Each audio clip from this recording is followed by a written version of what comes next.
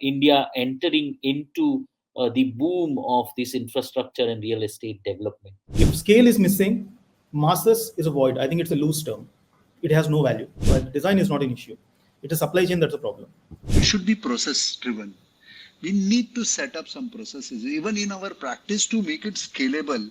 Till yesterday, when we were becoming architects, there were enough amount of seats.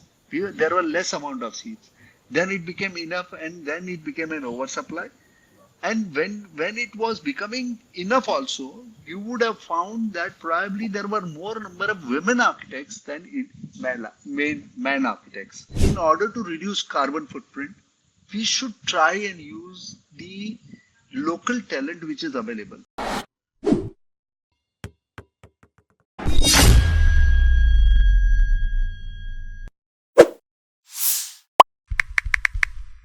Would like to introduce our next speaker for the session, architect Monish sir. Architect Monish Siripurapu sir is the founder of Ant Studio, a multidisciplinary design practice at the intersection of art, nature, and technology. An animalist of SPA Delhi and IAAC Spain, Monish sir has a keen interest in computational technology, robotic fabrication, and biomimicry. And he is also the founder of coolant, an innovation think tank exploring sustainable cooling solutions for all. So Coolant has won UNEP's Asia Pacific Low Carbon Footprint Challenge and WDCD's Clean Energy Challenge, among many others. So recently, Monish sir was also invited as a panelist at the G20 Summit in Bali. Monish sir, welcome, and we are really honored and glad to have you. Thank you so much, IIDA and Kamalaja for uh, the introduction. And and thank you so much, Khozema sir, for I think very insightful presentation just before this. It's very good to see your thoughts on design in the Indian context and how we can actually make the best of uh, the many challenges that we actually are presented with as architects. Right, So definitely, definitely. when we typically think about design and architecture in India, at least I mean my perception of what it was when I started my practice and what I think about it right now. I think, thank you for this wonderful the topic in the first place because it helped me understand, what was it that I was thinking as a practitioner when I started off, what were my concerns and stuff, and how it has changed right now, and how the industry, whatever the day-to-day, the challenges that we come across, and the priorities, or more importantly, the demands from the industry, whether it is the clients or the policies that we see around us. Or currently, we also see this climate change and the concerns which are directly also concerned with our practice, construction industry, and all of that. I think it's a roller coaster, for a lack of a better word. So probably I think when I first started off, I think it was more around design, and everything. I think that's what really matters and nothing else. I thought probably design can, if you're a good designer, it can take off 90% of your issues, and the rest everything can fall in place. The rest of the 10%. But now I think just recently I was having this conversation with a very dear friend of mine, and the metrics just flipped. Design is just 10%, and the other 90% which actually we deal with these issues, and community is definitely one of those. So so what is actually community? I mean, the mean. I mean, how often do we get to work with the community in our practice? Because I think more important than anything is that we deal every day to day with. I think the first person that we kind of cater to is the client itself, right? I mean, it's not. It's the first priority to make sure that we serve the full potential based on the brief that we are presented to us. And then beyond goes the community, as in how we can actually directly or indirectly make an impact. So while I think there is tremendous potential, especially in Indian context, where I think that we can actually do, probably I think conversations like this can really help us even think about much more than what we are probably doing right now. I hope that should be the outcome of these conversations. The way I see it is because uh, how many architects actually is like are do exist? I mean, if you look at the number of people that are there and how many in India, the population, and how does our fraternity cater to it, the number is very fractional. And I'm talking about the direct impact of architects on the the clientele or the number of buildings that are being made right now. The number, if you look at it, it's not so exciting. It's pretty it's less than 1% as per stats. So, but then I think where we kind of make the real impact is that because a lot of people indirectly depend on the industry. It's not just the design that we're talking about here.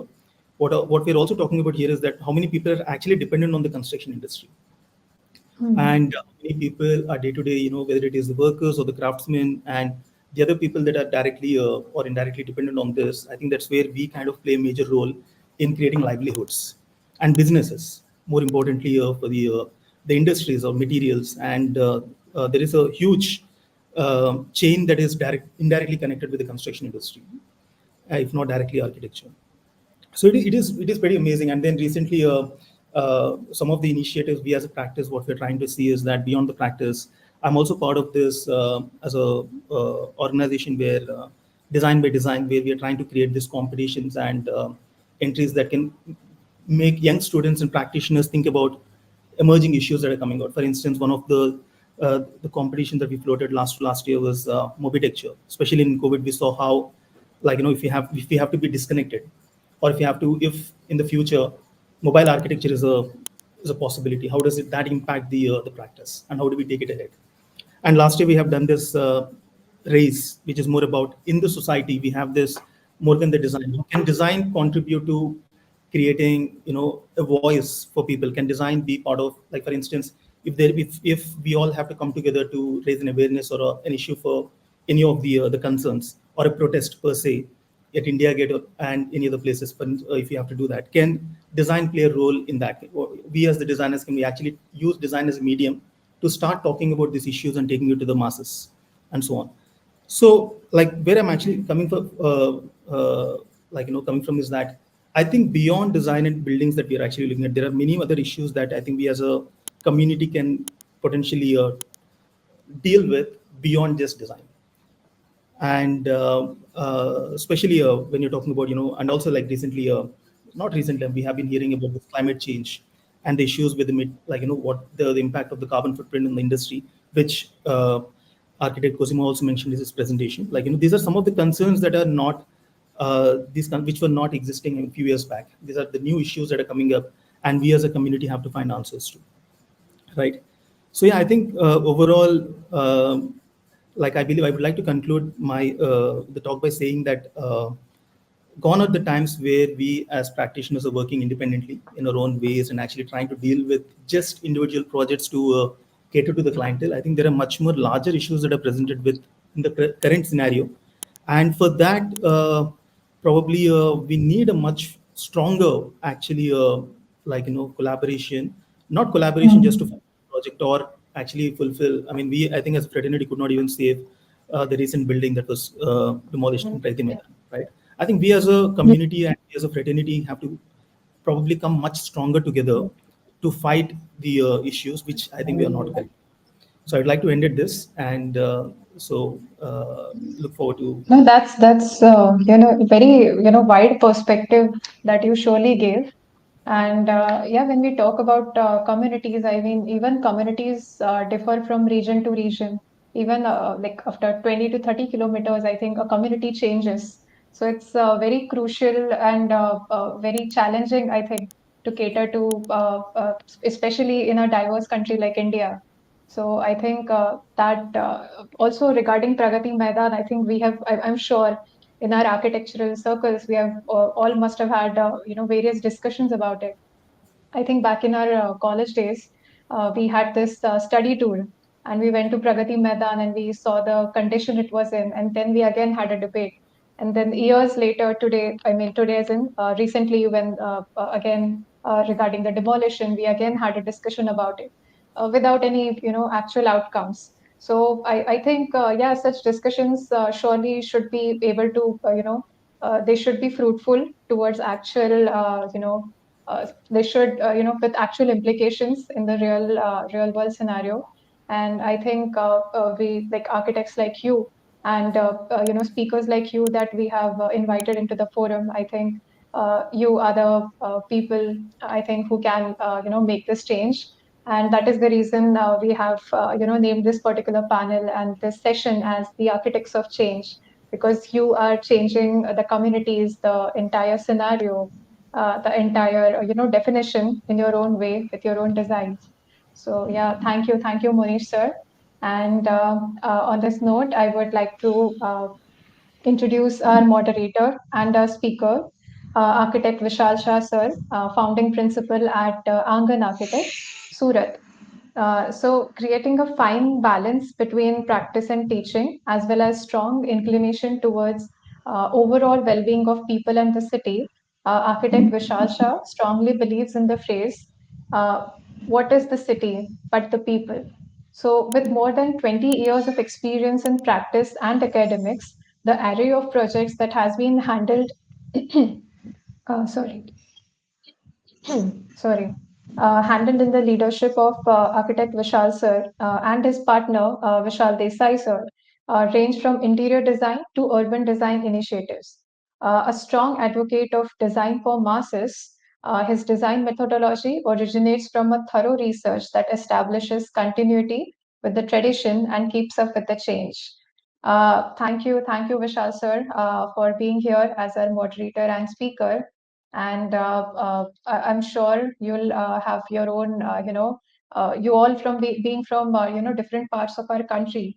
I think you all can give a very diverse and wonderful, unique perspective to this discussion.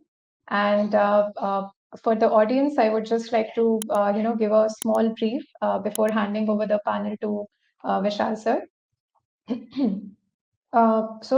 The entire, ever evolving landscape of architecture, we usually find ourselves not merely, crafting designs, but acting as agents of change as well. So the art of architecture transcends routine service, becoming a profound act of assistance to humanity.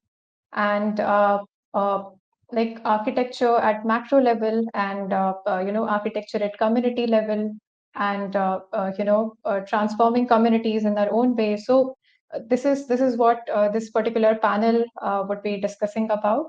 And thank you again for being here. And Vishal sir, could you I would like you to take it further. And yeah. Thank you, Kamlaja. And it was indeed interesting to see what architect Khozema presented, and also about what Monish was talking about. And especially since we are specifically talking about architects of change, I think architecture that directly affects the people at large becomes very important. It does not have to do with the scale of the project. It can be a small project or a large scale project. It can be hospitality, can be any institutions, or even a small public toilet. But I think architect's role is something that is what we are trying to kind of not exactly question, but we are trying to kind of reevaluate, and how in today's time we can become more effective. And I think that is also very much seen in the way we are looking at the admission scenarios in even in the architecture institutions. Slowly, people are kind of getting more towards uh, IT and computers and artificial intelligence as a discipline to learn, rather than coming to architecture or design as a field, and that has somehow started losing its luster. So as architects at different level with different kinds of experience, it is also our responsibility to kind of give right examples for young ones to kind of at least aspire to bring that change, because ultimately our buildings and our spaces, especially public ones, are going to kind of become very important in building the community and the nation at large. We have seen some very recently also, we have seen some large projects becoming or kind of being offered to the people, whether it is the central vista, whether it is the temple precinct developments in Varanasi or riverfronts that are happening around the nation, and also a lot of infrastructure projects, especially the metro ones. Even it itself, today I just was reading some news, and wherein we are now almost arriving at becoming the second largest metro network in the world. So, and soon we will be becoming the first one also. So there's a lot of infrastructure, real estate, and all these development which are going on. So I think there is a kind of a balance that is missing, wherein the first point that I was trying to bring was like people losing interest in kind of learning architecture and design as discipline, and at the same time India entering into the boom of this infrastructure and real estate development. So with this prelude, I would specifically like to uh, kind of take views from both of you on and you can very well use examples of your own projects in practice, and I want that to be there, because whosoever is listening, the audience, I think they would also appreciate that if there are these objective things that are coming out of the whole thing. So coming to Khozema ji, your presentation, and especially when you were talking about the power of architects to change the lifestyle and the way we look at buildings, how specifically, if I have to ask you, how specifically you deal with this question during your design process? Because I think that is something wherein everyone, especially the younger ones, would also like to know that how you deal with, and especially when you are dealing with brands that are multinational brands having a very strict, or rather very well laid out mandate of what they would like out of the project. How do you drive your agenda of change or getting to the community in this entire process? So this is my first question to you. Question rather, I would like to have your feedback onto this, Khozema ji. You'll have to unmute yourself. Yes. No, you are still. I'm sorry, you are still on mute. Uh, Yes, uh, yes, yes. Vishal, thanks for giving me this opportunity. Uh, I would like to address this in a very different manner. I was yesterday presenting somewhere in Chandigarh, and I was the first thing which I started was uh, that that we need to understand that India is so vast, so versatile, so much of character that every 50 kilometers our dialect change, our food change, our lifestyle changes, and even the dressing style changes. So we cannot be like a cookie cutter model. Now, you asked me a very relevant question. I have been fighting this war with all the big multinational brands of not using this cookie cutter model here in India, because ultimately, if I am going to go to come to Gujarat, for example, and not do speak about something in Gujarat, how is that going to create the final impression or the experience? How will it create a different experience, or not give a holistic influence of the location, the local nuances and memories will never be created, because it will be lost. It will be fundamentally, it will be lost by virtue of, I have seen that in X property in X city, and same I see it here in a Y city also. For example, I will quote you a very relevant question. This with an example. We have just finished one hotel in Surat, and if you go to the guest room of those particular rooms, they are not like a cookie cutter model. So we told them that we need to bring in the local nuances. We need to give a feel of local presence. So what we used is something which is the life of Surat is tapi. Everybody has forgotten because of textile and diamond, but tapi is one of the very important aspect or element of Surat development. And the development of Surat happened by virtue of those bridges which were built on tapi. Now, if those bridges never express are never there, probably Surat would have never developed on both the side of the Tapi. It would have been only on one side. And today also, Surti would go there across, probably go for some or other post dinner meal over there on those somewhere near those bridges or chowpatis and kind of thing. That connectivity is bridging. This is how community is benefiting out of it. So if you look at that and if you don't express that in a very basic budget brand or of a hotel, how will somebody be able to remember that I was in that city of Surat where I have this, which I could remember, a picturesque memory is going to make me remember that this was the guest room and this is what I experienced in Surat. So I am fundamentally, I'm very strongly, I promote most of my project, whether it may be a budget, and if the brand agrees or doesn't agree, I have to fight that war. I have to explain to them, and I have been doing that because we can't do something what is being done in US and in India. As I told you in my presentation also, I I feel that, and I strongly feel, and I recommend also that we need to express, and we are so versatile. The kind of growth which we are going through currently, we need to be prepared and we need to get organized for that also.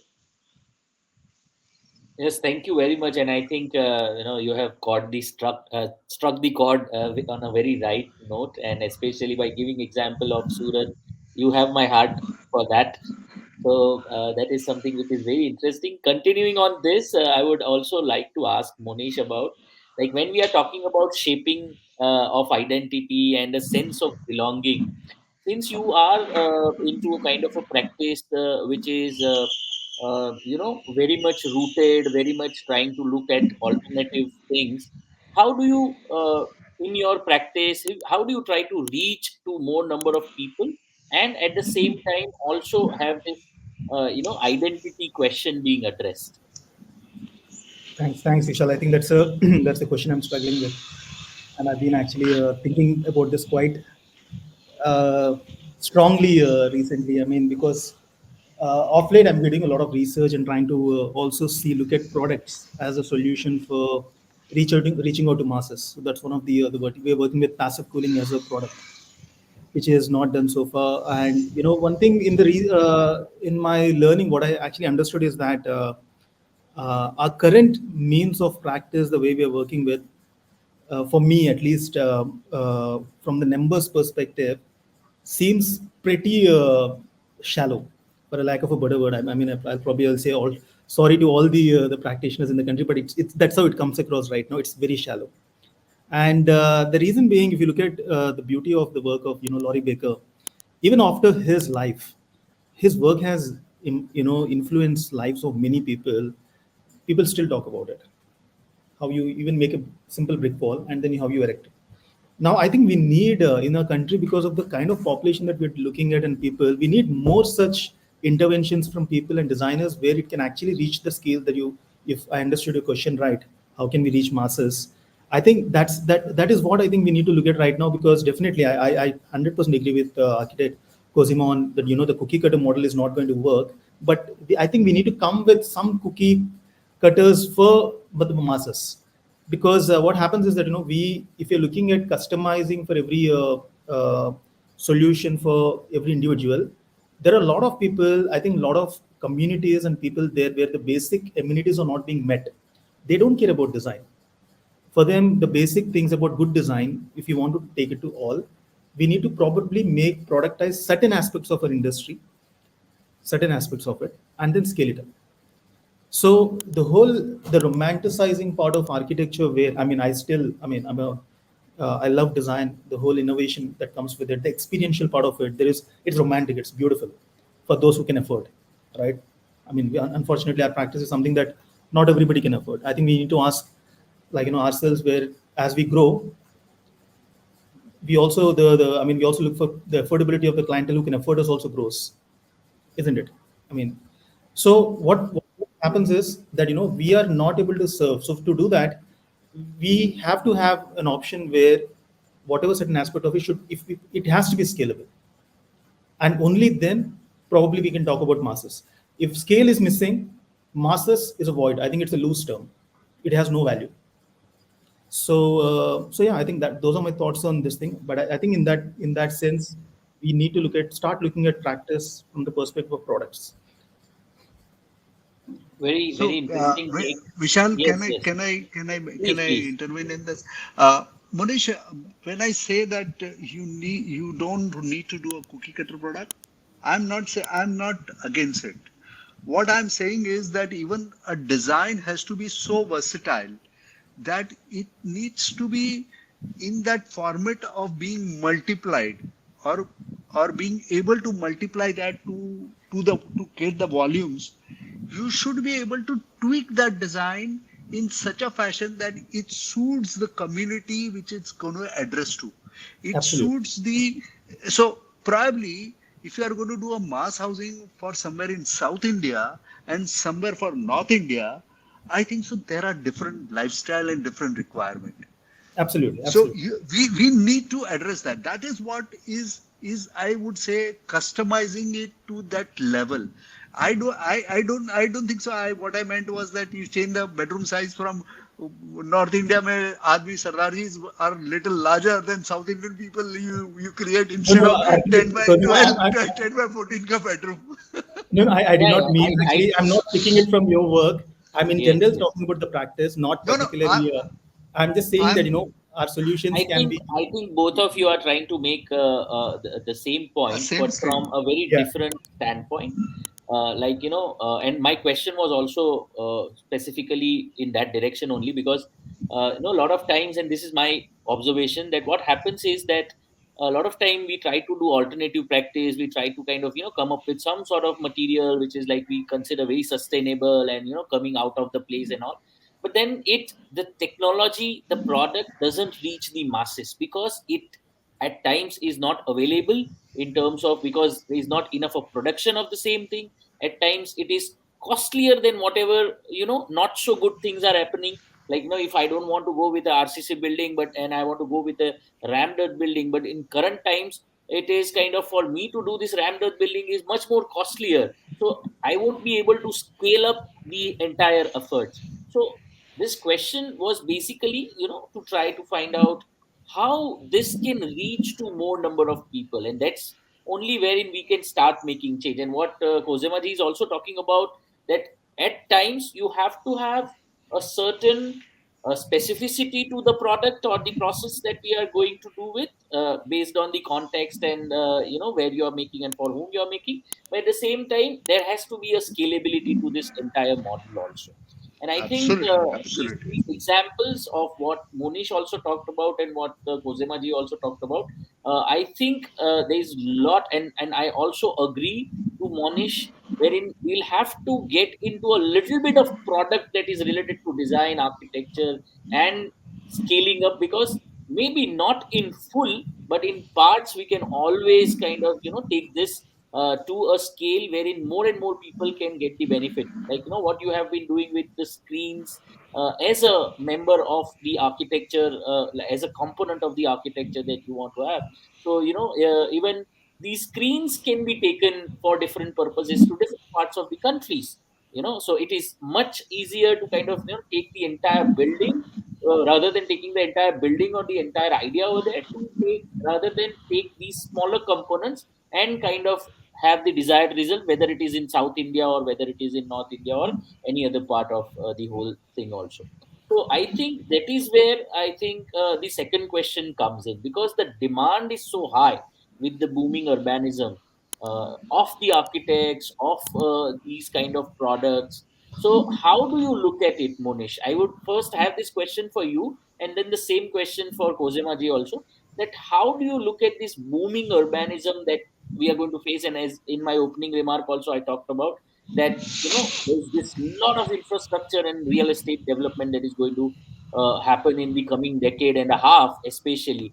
So how are we going to kind of, look at this from a standpoint of a lot of things: sustainability, identity, and relevance, being culturally rooted, so on and so forth. So, Monish, your ideas on this? Yeah. So, Vishal, I think you kind of answered that. What happens first is it is with not just for construction, any industry for that matter. If there is accessibility, you tend to go for that. Whatever is the first accessible thing, you go. We do not have the patience to wait in today's date. That's the biggest problem. So when we are talking about buildings, and when you're talking about communities or sustainability, there are two kinds. Once you say that one material or something that is imported, whatever it is, doesn't matter. It doesn't belong to the location or the region. And the other is that where you have something that's amazing, let's say hypothetically, but that is handcrafted by the communities, but they take longer to make it. They deliver another 3 months or 4 months to do. The problem in today's date is people do not have the time. They say that, okay, we are not going to wait. And so we are okay to spend 10% extra. I don't mind spending 10% more money if you can give me 10 days early. That is the mindset that is a behavioral thing that we are actually the biggest challenge right now. Where crafts gets hit first.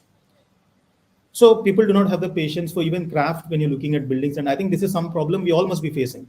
We say that we'll give something really beautiful, and we all face this problem that people do not want to wait. So I think the only way that we can make it work is strengthen the supply chain.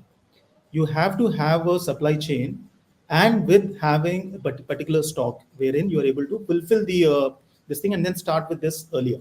I think any practice that's actually looking at alternative means, which I say should be the conventional means. Now we call it as alternative construction, but which was otherwise traditional, is Yes, I that agree to that statement very much. okay. So the problem, if we create a backup, if it becomes an ingrained part of your practice, and we say that we are ready, we have a set of people. Even if you need some 10,000 or 50,000 pieces, they will be able to supply with you in 3 months. When you start a practice, you know that, okay, I'm going to come here. Let me talk to these guys who are dependent on this, these communities or whoever it is, communities, craftsmen, people, or whatever, these manufacturers and so on, local manufacturers, and say that, okay, boss, be ready. This is what can happen. The second way is supply them with technology, train them. You have to do this, otherwise you're going to perish.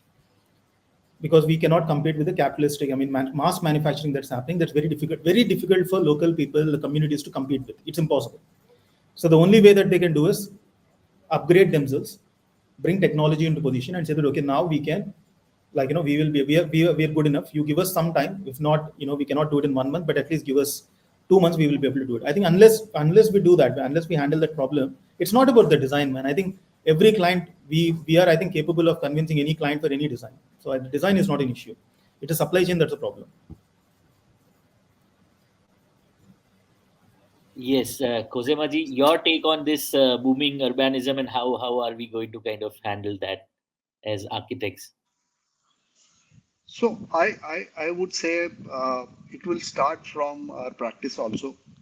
Uh, to anything which needs to be scaled needs a process to be driven. It has to be process driven, and including our practices.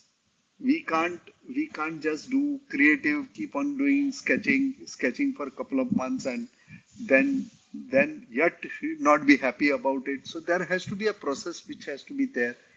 And I agree with both of you that yes, it has to be scalable in any kind of.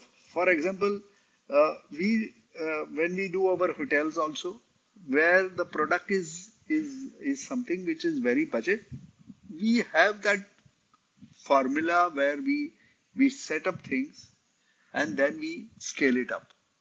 So we need to scale it up.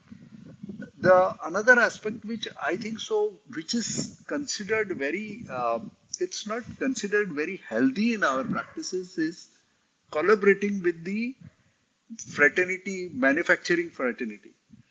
People feel, most of the clients, they feel that तुम उसके साथ में collaborate किया है, और and you are asking them to do it because see, a product cannot be developed by I don't know, at least for me, I can't develop a product because I have no capability, no technical know-how about a product to be developed. I can imagine, I can do research, I can create a product. If you can do that, you need somebody to experiment on it also. The guy who is going to manufacture or do production, he also requires a very creative and a technical support on all those fronts. Now what happens is, supposedly if I develop a product and I go and my client and tell him that this is a manufacturer you have to use, he feels that architect is in hand and glove with the manufacturer. Now, this is a perception which is there in India. We can't change so easily. We can't change so easily because everybody feels every it's a, I would say, even when we discuss on various forums and when we visit a lot of events also, we understand that if we have no support from the industry, manufacturing industry, how can we do this? We will never be able to. So that collaborative practices, collaborative associations and creative associations with the manufacturer in order to make it scalable is very important for us. And someday or other, we as an architect needs to change our perspective, and we need to change our client's perspective also. In I am not talking about, मैं किसी कपड़े को manufacture specification के लिए नहीं बोल रहा हूँ, या किसी प्लाईवुड का मैं स्पेसिफिकेशन के लिए नहीं बोल रहा हूँ, या किसी टॉक स्टील के लिए और सीमेंट के स्पेसिफिकेशन के लिए नहीं बोल रहा हूँ. But if you are going to look the product as a whole, you need to have collaborative associations between the creative industry and the manufacturing industry, and these are very essentials for us. I think it is a wonderful point, Khozema ji, because when Monish was also talking about, normally as architects and designers, our perception is that, when we are collaborating with craftsmen and artisans and people who are from the local area, then it is something which is good. And the moment we start kind of collaborating with industries and, mass manufacturers, it is something which is not desired for an architect or a designer. I think this perception has to change, because the intent is something that guides this approach, whether it is a small scale getting it done from the local community or local artisans or craftsmen, or whether it is something that requires the kind of technological finesse that can only be provided by some giant industry or some technically very advanced manufacturer. I think both have equal weightage when it comes to deciding on the merits, of course, based on what product, what kind of innovation, what kind of involvement you want, this can be taken up. But I think this is a very valid point that you have come up, because normally whenever, as architects and designers also, we think about all these things, we always like, we want to be the we want to handhold somebody who is not so empowered, but at the same time we are quite skeptical about being handholded by something or somebody who is more powerful in terms of, other technological advancements also. So I think it goes both ways. Okay, so we also have to kind of reach out to the industry, to the manufacturers, to kind of, at least develop these kind of products and technology, which ultimately is going to reach to masses and can also kind of, what Monish was talking about in terms of strengthening the supply chain, can happen from both ends, whether it is a top down approach or a bottom up approach. I think both ways we will have to come and come somewhere meet in Come the to middle of a, the whole thing. absolutely.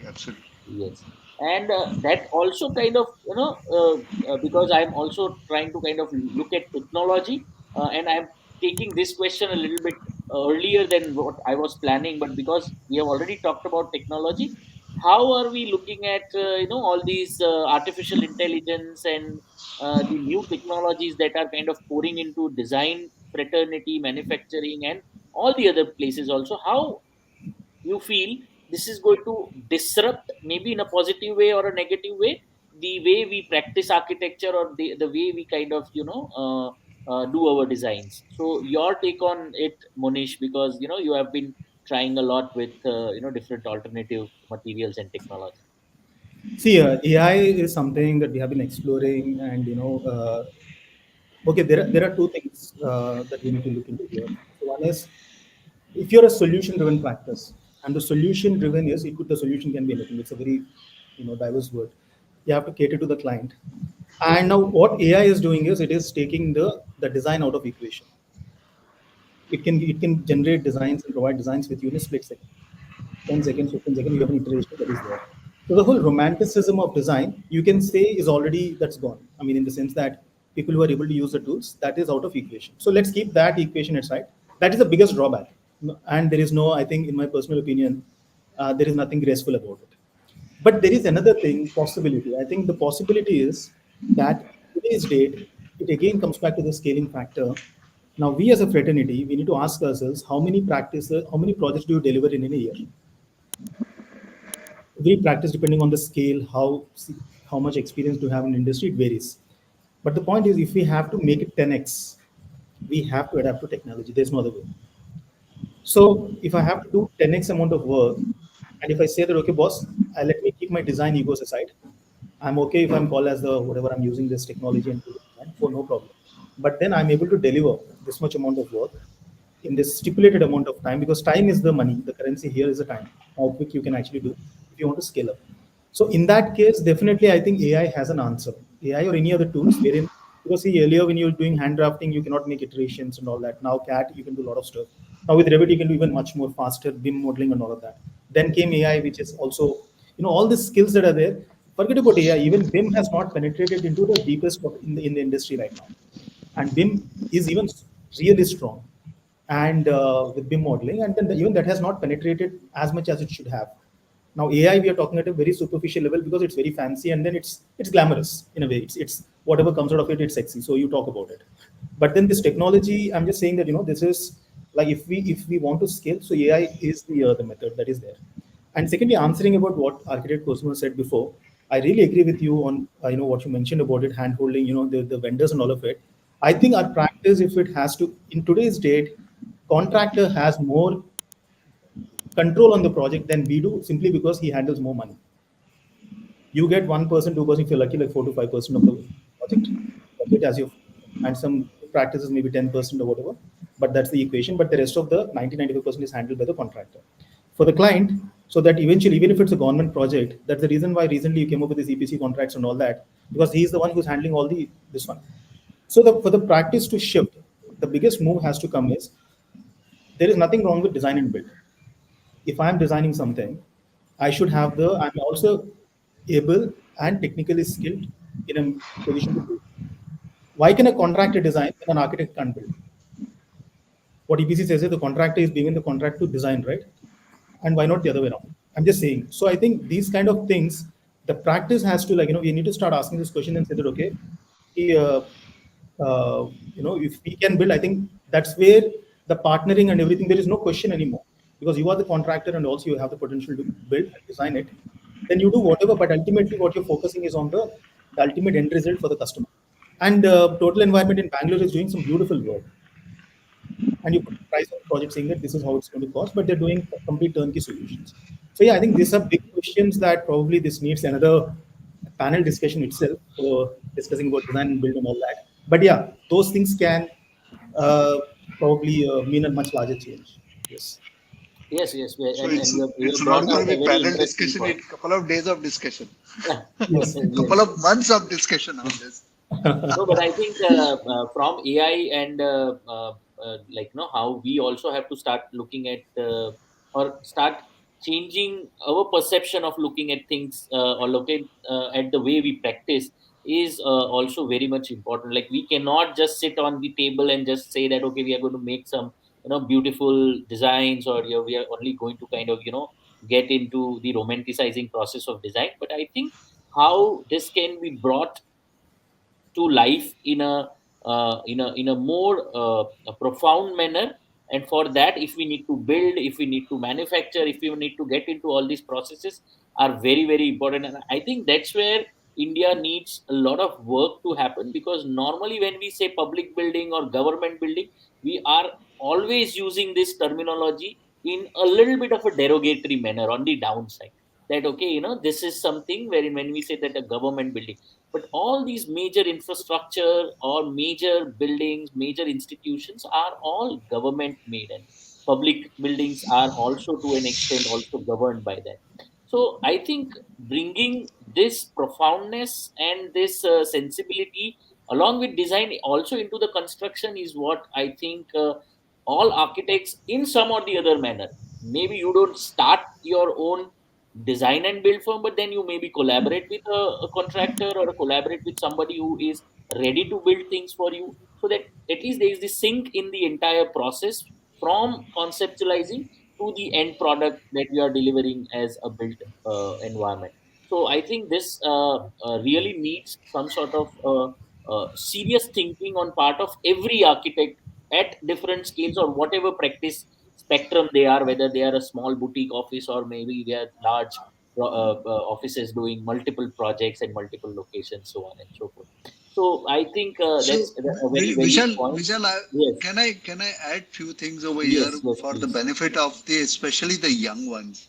Uh, in my earlier statement, also I made a very strong statement that we should be process driven. We need to set up some processes, even in our practice, to make it scalable, to handle that kind of volumes, to create. We need to have process set. Secondly, we need to use technology. Today, I think so. We all are sitting at a very diverse location and different location, and yet we are communicating. So we have technology to our hand. I will tell you something which we have started, and I'm very proud and I'm very open to it. We have I have not received a single printout in last 8 years on my desk. I travel 3 days in a week, and yet I am working. We have processes set for it. We are using beam for interior, and we realize that we have a saving from anything between 20 to 40% in terms of man hour consumed. And on the top of it, we are training the new generations only, because older ones, they don't understand, especially the interior designers don't understand the the kind of BIM input and the benefit of BIM till you expose them to this particular technology. AI is something what we use, but I think so we have not reached where we should be. And I don't think so AI is here to replace our human intellectuals, because design, if you look at the true sense, if you want to, as we started, if you want to touch the community, it is emotions. And that emotions AI will never be, or at least currently it is not built in with. So what it is going to give you is a very cosmetic inspiration product. Probably it is giving you lips of Bipasha Basu and eyes of Aishwarya Rai and ears of somebody else. But that is something you need to understand and take it whatever best you can and whatever best you would like to incorporate in your sensibilities and design sensibilities. That's all. Yeah, very true, and completely agree with your observation for technology. And in fact, I was going to ask you about that being a practice is almost there since last 35 years. How these new softwares and new technology have been onboarded on into your system, and you have already answered that.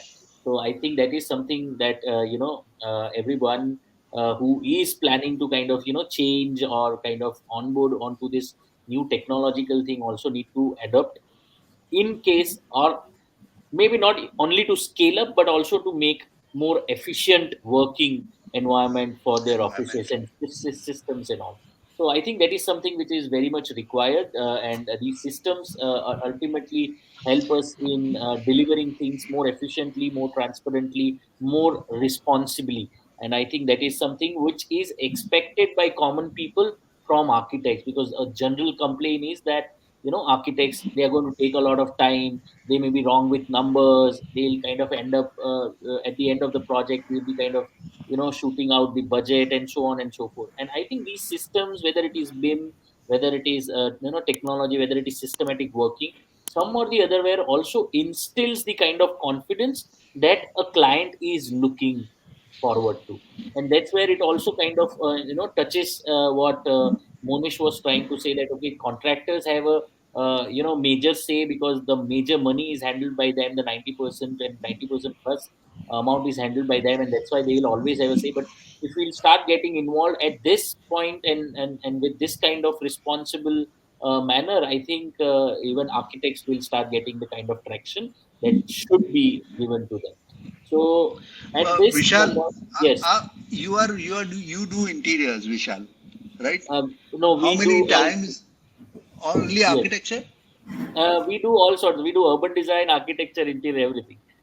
So for an interior, I was speaking in a forum just a couple of days back, and I said that we finish a hotel in anything between 10 to 15 site visits.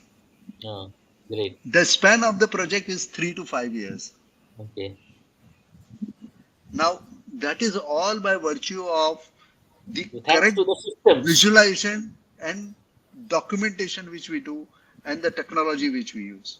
So we Yes, don't need to, if we are going to understand the design, view the design, and do whatever is required and then deliver it as a document, I think so we can save that amount of time for our designing rather than going to the site and scribbling on the walls. absolutely agree. And there's the kind of process that we also follow. It's a portfolio based thing. So you deliver all the drawings at a time, and then it kind of gives you leverage to also do a lot of other things for the project, and not just getting entangled by whatever is coming as a demand from the site. So at this juncture, I would like to switch a little bit towards some questions which are related to community also. Like, how, and especially because this session that we are doing is primarily looking at institutions, it is trying to look at the public buildings and those kind of projects. So, Monish, with your practice and your involvement with various kind of project, what is your take on how we can involve community and also sort stewardship from the community for these kind of public projects? Because normally what happens is public institutions, they ultimately are not owned by, they are actually for everyone, but they are not owned by everyone. So how do we kind of maybe it's a bit of a generic question, but what is your take on developing a stewardship for these kind of public projects? Vishal, I think the first thing is which community. What really matters is which community are we talking about? Because see, that's So is it here I is would it like to make a clarity that it can be anything. It can be like if I am doing an educational building, then it can be the students community. If I am doing it, for a particular locality or community building, then maybe the people who are staying around, the stakeholders are the community. So it can be diverse communities. I'm not specifically talking about a group of people that way.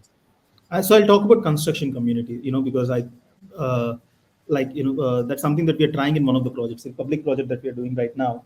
It's a large public project, 100 acres, and we are trying to do this. So the first hurdle that we faced is at the level of the contract itself. When you're talking about a vendor, the contract that is there, you cannot directly in a public project. I think that's where a lot of money moves and a lot of opportunity is that to facilitate that there has to be a clause in the contract wherein you can bring the community in. You cannot directly do that.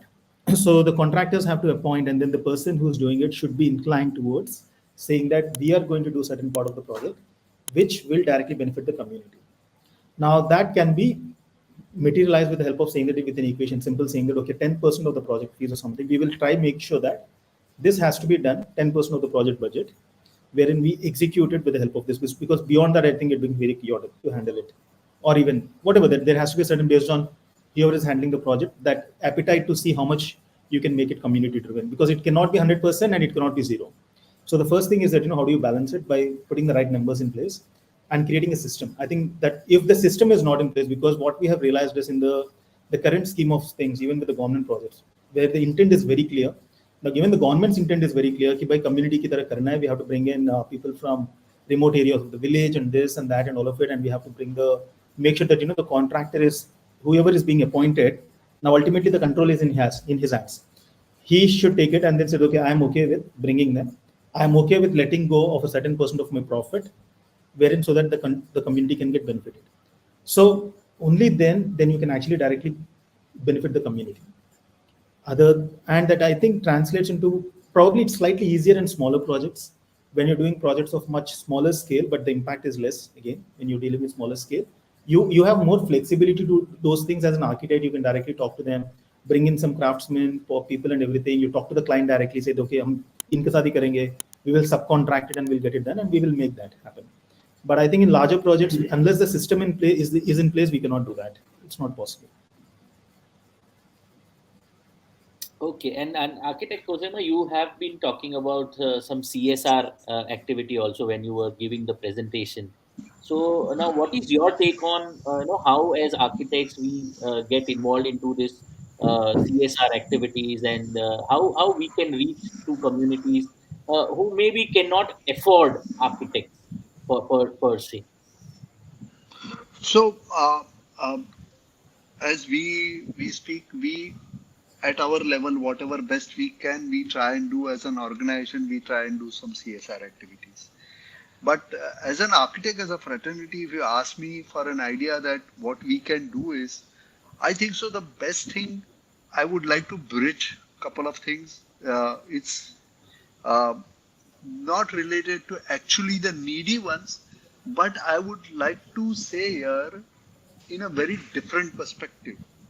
Today, what is happening is every practices which we are running, we don't want to train any fresh people. As it is, our education systems are not so healthy enough to for any fresh architect which is coming out to become a who is capable enough to start his own practice or even deliver what we expect out of them at the day one. So there are a lot of challenges which we face. And I think so what we have started doing in a very, very big scale and very, very big way is to incorporate fresh talent in our and train them. So we do not expect that anybody and everybody should remain with us. They come and they go, but they need to be trained and they need to be groomed up. Uh, the most unfortunate part of it, I am a part of an alumni, and somebody on the alumni group mentioned that of the 3,000 seats, only thousands are remaining. Thousand yet are left to be occupied, which is something which is not healthy. Till yesterday, when we were becoming architects, there were enough amount of seats. There were less amount of seats. Then it became enough, and then it became an oversupply. And when it was becoming enough also, you would have found that probably there were more number of women architects than man architects. The reason was that the practice, there are certain seniors in our fraternity, which I have heard, and I'm sorry to say that, they say that it is not as paid as any other practices. Like you go to medicine, you go to in law, and probably those practices are making better money than that. And I feel sorry about it. The gentleman who speaks about it, or my colleague or my senior who speaks about it, has driven in that particular forum in a BMW or in a Mercedes or in some car which is going to be more than around a crore rupee. Now, how do you judge that people are not making money? If you have passion, if you have everything, you make the money. I'm coming back to your question. I wanted to address this and say it very boldly and very strongly on this forum that we need to train architects as such. Second CSR activity is going to be, I think so, in order to reduce carbon footprint, we should try and use the local talent which is available. Especially, I think so, what challenge we have is, I have an architect colleague and a friend who is supposed to do earth ramp walls for us. Now, it's a composite architecture. We want one of the wall to be earth ramp in order to create a very unique character for our architecture. And what do we realize? The the contractor there and the client there, he views, अरे वो तो architect है यार. So, but what we told him is that this is a technology which somebody technically who understands that has to bring in. I don't understand Earth ramp vault. So somebody is understanding. I would like to collaborate with him. He is a practice which will help me in doing this, but he is going to use the local people over there. At least if we can do that, I think so we will be able to do some kind of CSR activity which will help us in bringing those community closure, getting associated with the project, feeling proud, they're feeling pride of getting associated with the project.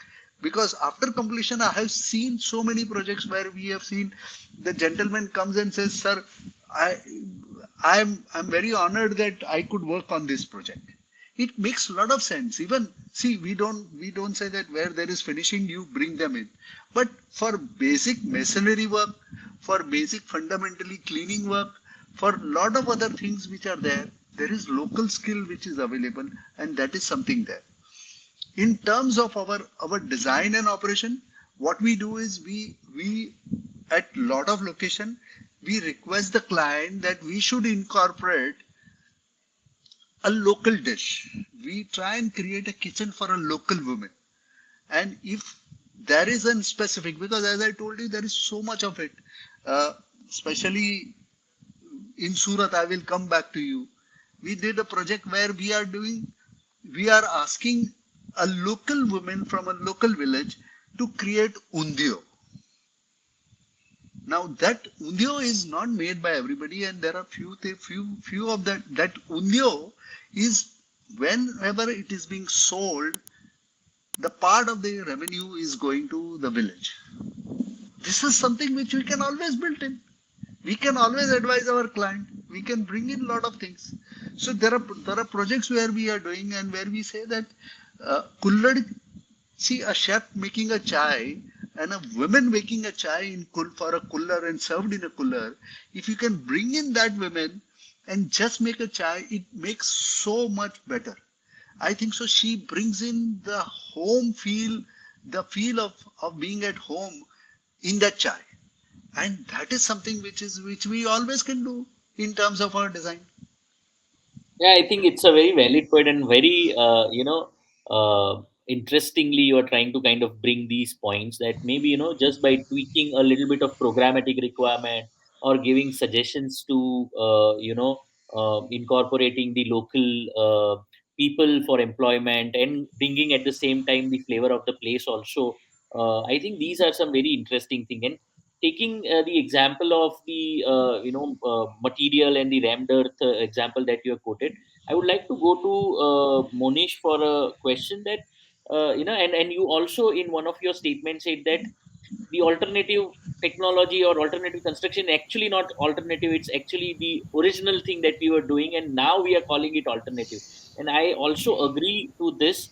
So how do you look at this change and continuity? Because a lot of times what happens is, and there are multiple things in my mind, so I'm trying to frame it out properly so that you can address that a lot of time what happens is that we look at these traditional wisdoms, especially the into inverted comma Indianism, from a very heritage perspective, a very antique quote perspective, and we try to kind of at times try to stick it or slap it on what we are trying to do. So and then kind of claim that okay, we have brought in some sort of elements from the past, or we have tried to kind of look at Indian culture and heritage and so on and so forth. So the question is how you deal with this change and continuity of taking the traditional wisdom that is already there, but also reinterpreting it in the contemporary times to make it more relevant Absolutely. and meaningful.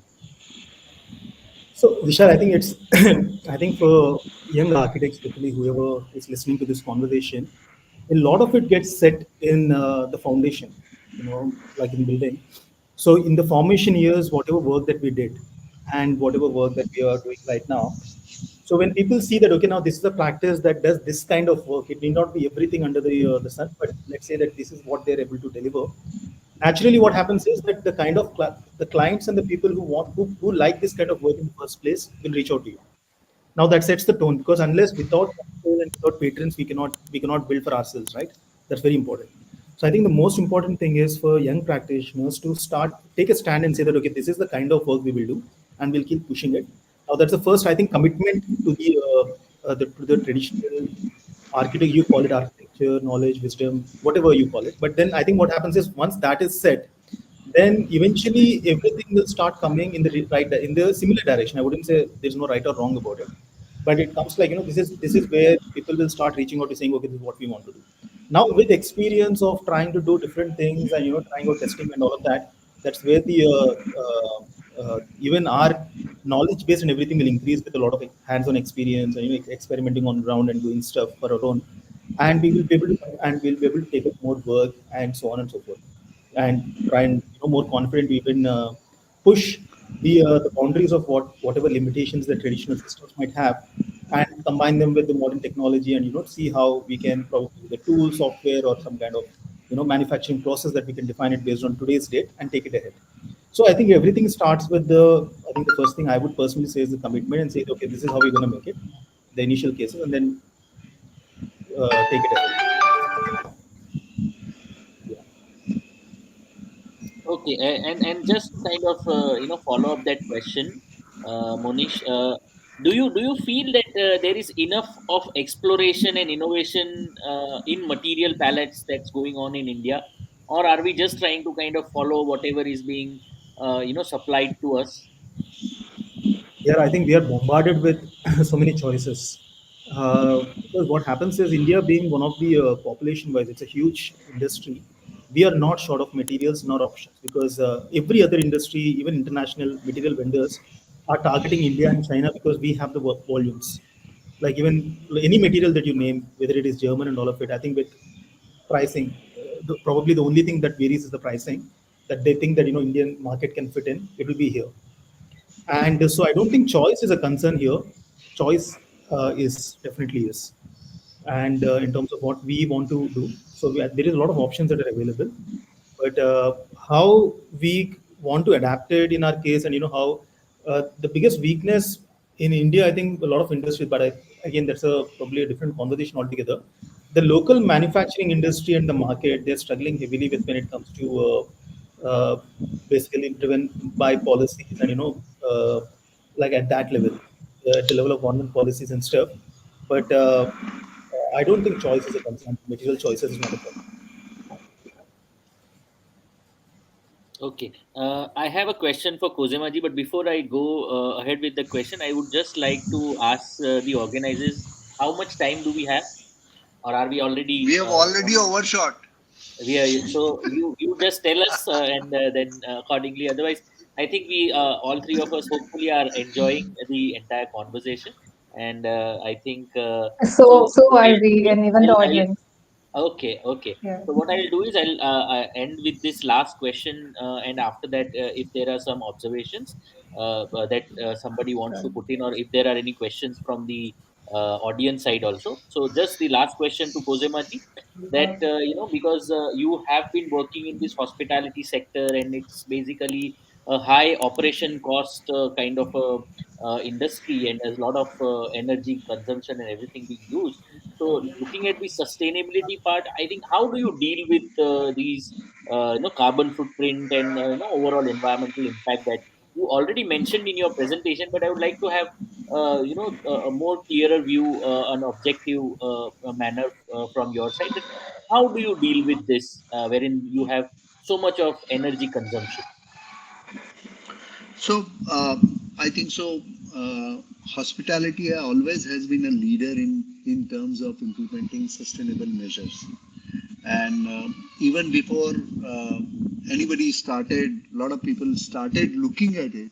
Uh, Hospitality had norms because in past uh, electrical energy consumption was one of the that energy consumption was one of the hustlers in the industry, and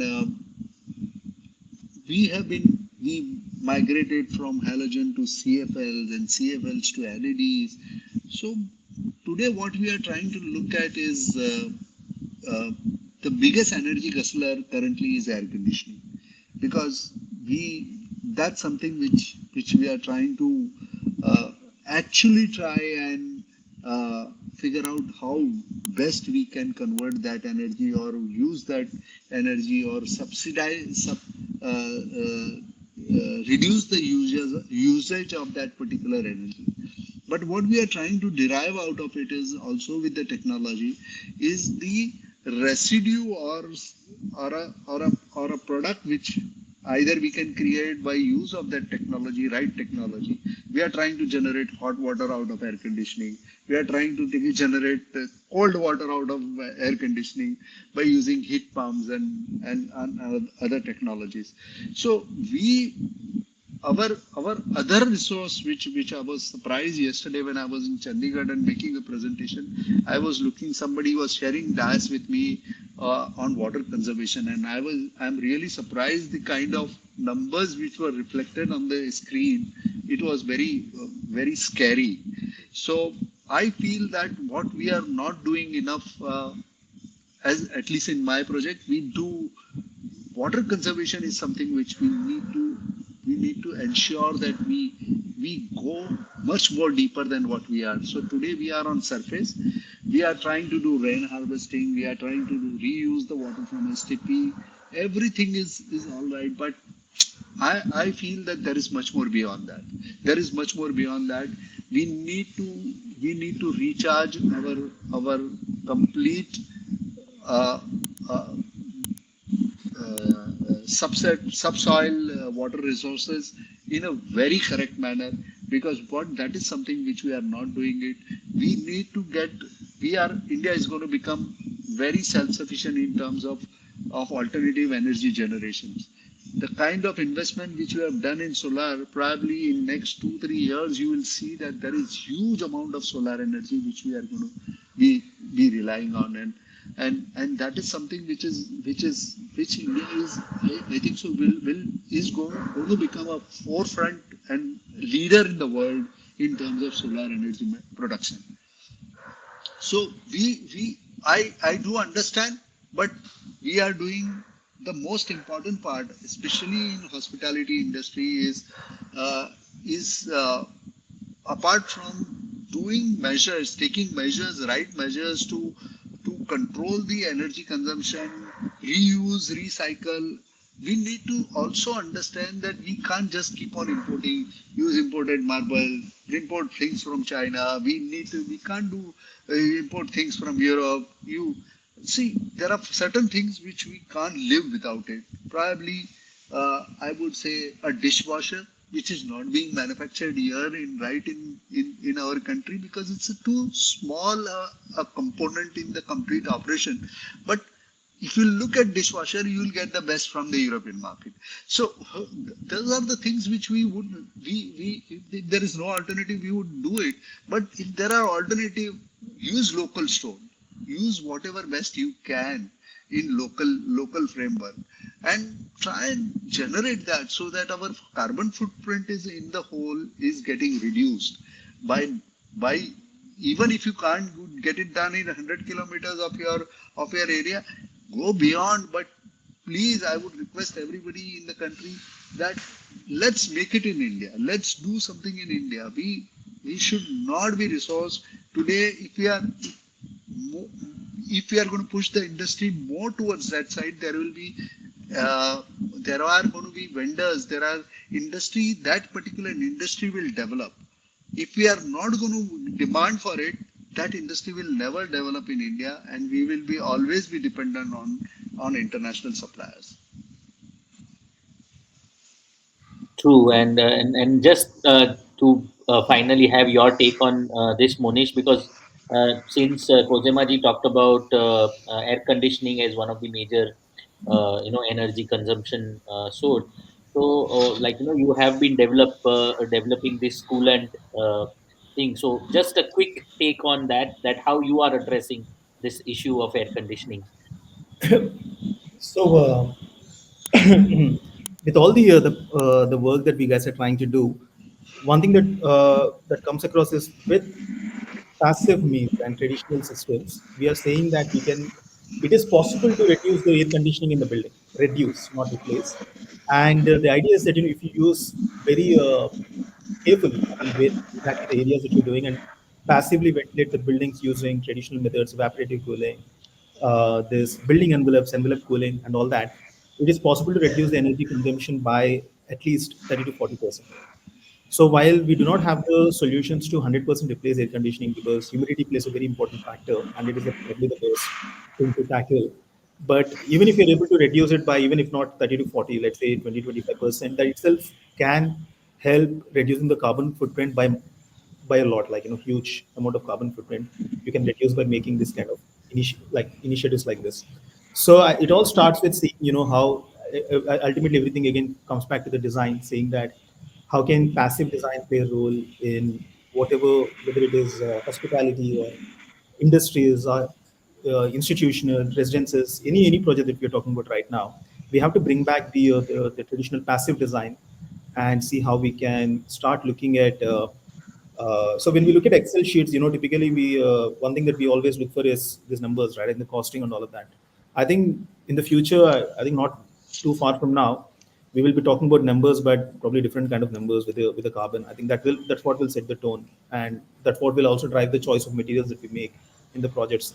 The entire, uh, you know, I mean, the decisions that we make in a project. So yeah. So in one Thank you line, very I much. would Yes. say, Vishal, we need to practice responsible architecture. It's a very responsibility. It's a great responsibility on us. So what we are going to leave for our children, our next generation to come, is something which is very very important. True, very true, and I think that's where these kind of discourses also tries to kind of push us towards rethinking whatever we are doing, or giving us new avenues or new examples coming around. And I think we have seen in this entire discussion also things coming from different spectrum, but ultimately trying to address issues that are pertinent to the building industry, pertinent to being responsible in terms of design, in terms of looking at architecture that can really change the life of people, of communities, of the coming times and future, from sustainability to technology, from helping the local economy to also looking at creating a global image and all these kind of things, to supporting India in terms of make in India, or also make India to one of the leading nations in the world, to guide everyone as it was claimed to be in history. So I think there are a lot of challenges, but I think this discussion today threw light on a lot of aspects, and how from different angles or point of views people are trying to address that has become very evident in this particular discussion. So thank you very much, architect Khozema, Chitalwala and Monish, for this, and I'll hand it over to Kamalaja for the final conclusion. Thank you. Yes. Thank you, Vishal. Thanks, Vishal. Thank you. Yes. Vishal sir, you did a wonderful job at moderation. I really must appreciate you. And there are actually, if you have time, I mean, there are two questions that from the audience. Like, let me know according to your schedules. I understand the session got a bit delayed. So, Can we take the questions if both of you are available? Yeah, yeah. Sure, Yes, sure. yes. We Yes, have to go Kamalaja, for dinner please. only now. Nothing beyond. After Right, let's right. Kamalaja is going to treat us for a virtual dinner. Yes. I think it's a Please treat go ahead, for all of Kamalaja. us. Yes, go ahead, Kamalaja. Uh, yes. So the first question that from the audience that we felt is relevant and can be addressed by you all is, um, can you discuss the role of local governance and community participation in the planning and maintenance of public spaces in India? So if any one of you Yes, would like to in take fact, it up. I would only Yeah. take this because this somehow has been a part of our practice, and like I got involved into public projects since a very young age, and actually I pursued my master's thesis, which was redevelopment of a lake, and I tried to pursue it with the local government. Of course, it took me almost around 15 years to get it realized, but some or the other how I was able to do that, and it is one of the very important project for the city. But where this governance and maintenance of public spaces comes in is because we have been seeing the fate of these public places, whether they are parks or whether they are promenades or some sort of other public spaces. Also, they are always not attended.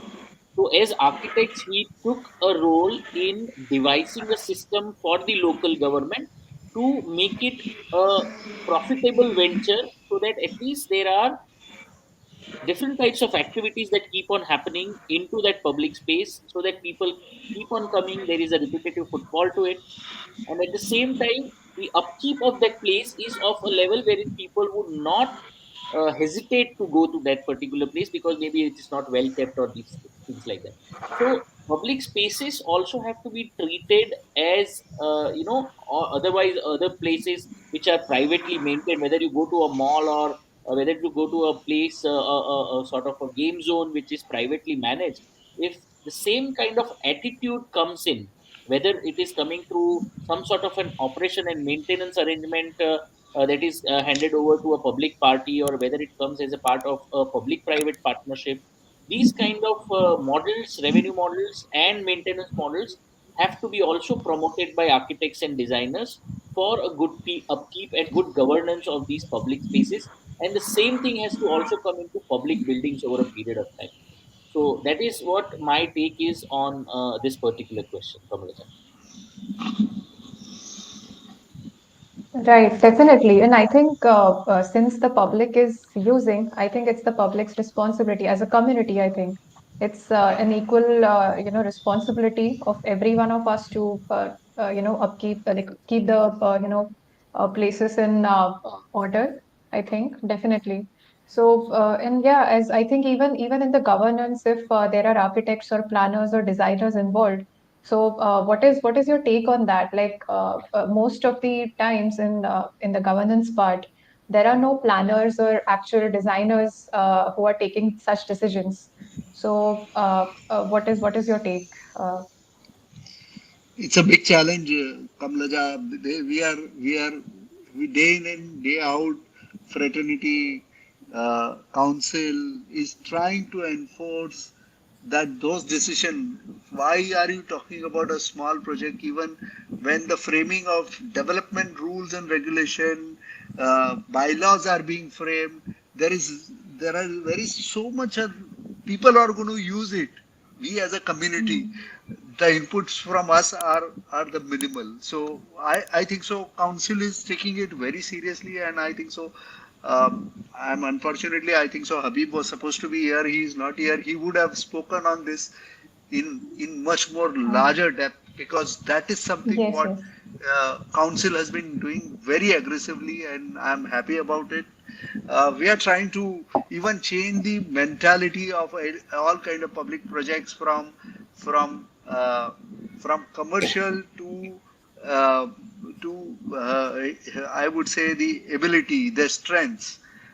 Strengths need to be in terms of any project design. Strength is much more important than commercial, because you can't be so different in terms of the fee format, because that is something which is very so your 80% ranking should be on your strength, not on the commercials. So the economics are different.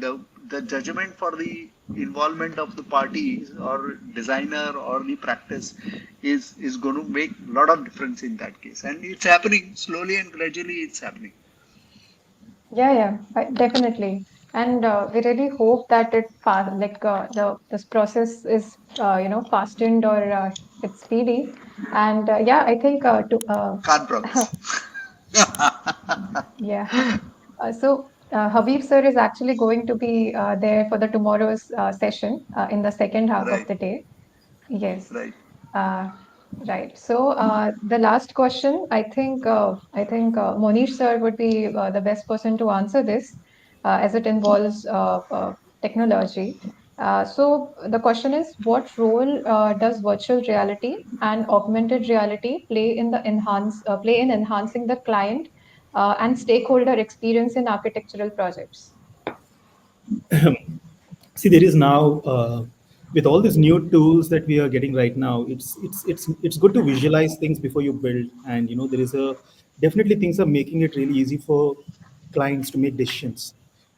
See, we are I would say that as a fraternity, I mean, we as designers, most of us are blessed with the ability to imagine, which I think we take which we think that it's not very probably it's something that everybody can, but I realize that not everybody has the ability to imagine what we're talking about. So, and especially for the clients, when they go and see in the last moment, oh, this is what you're talking about, and they make a lot of changes on the site, which creates a lot of difficulties in decision making.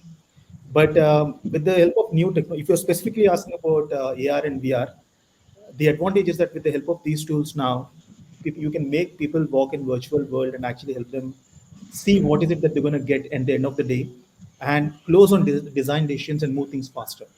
That's definitely a great possibility, and we can do. But if you're specifically asking about metaverse, I differ. I think if you're talking about living in the metaverse and stuff like that, I'm probably not a huge fan of that. I kind of stick. I mean, personally, I think it's not a great. I mean, it's not so cool. Yeah. Okay. Okay. Yeah. I think that answers.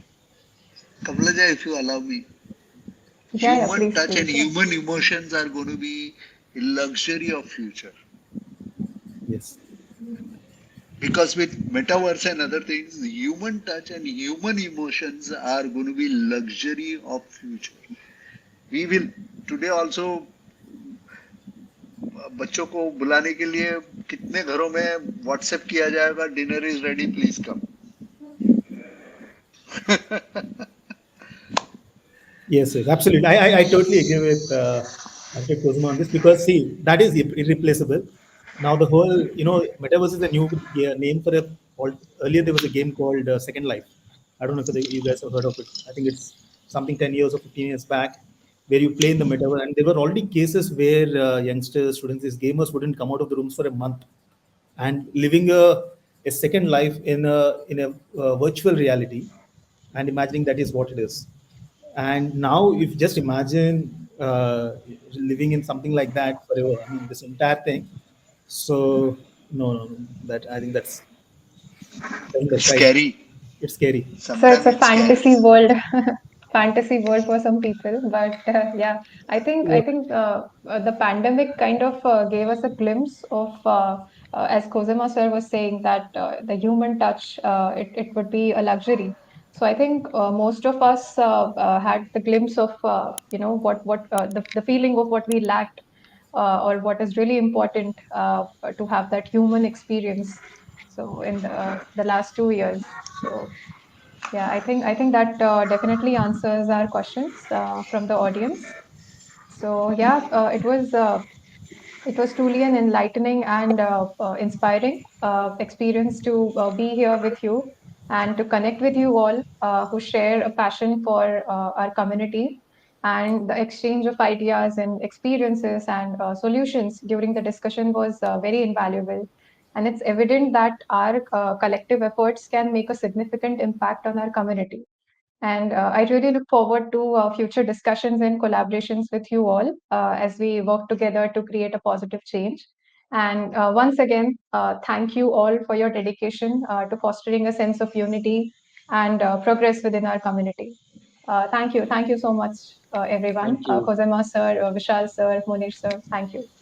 Thank you very One much. Thank small you for this. advice before you shut down, we shut down. We spoke a lot of things which are here. If somebody can put it as a white paper and do the needful, because we as practitioners, we don't have time to do that. But you as a media, if you could help us in doing this, probably it would be heard to the right people. and put that white paper to the right people so that concerns are expressed from the fraternity and they are gone to the right desk. It might not happen Right, right. tomorrow, but we will have to relentlessly Yeah, yeah. keep on trying on it. Yes, yes, slowly and gradually. And I think with initiatives like these, with IDA and the initiatives that we are trying to take, and gathering a group of like-minded yet uniquely creative individuals like you all, I think slowly but gradually we'll reach there. So, but thank you, everyone, for your time and your words of wisdom and your insights throughout your journey in architecture. Thank you. Thank you so much. Thank you. Thank Thank you you so very much. much. Thank you. Thank you.